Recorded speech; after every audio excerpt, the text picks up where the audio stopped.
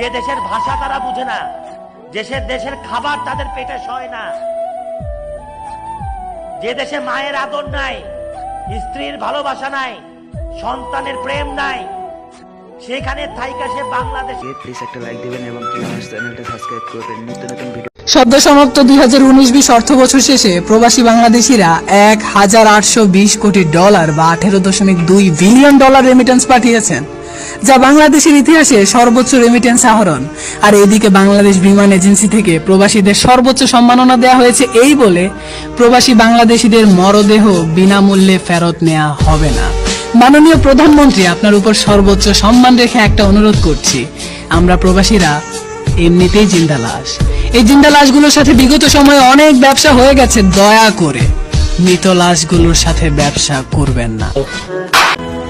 আমি মরে গেলে মসজিদের মাইকে বলে দিও অনেকদিন প্রবাসে ছিল, তাই ঘুমাতে পারেনি, এখন সারা জীবনের জন্য ঘুমাচ্ছে। প্রবাসীর কি কষ্ট বুকে দেশবাসী কি জানে, কতজনে হারাইছে প্রাণে না দূর প্রবাসে। নূর নবী যাইরে বলে, নূর নবী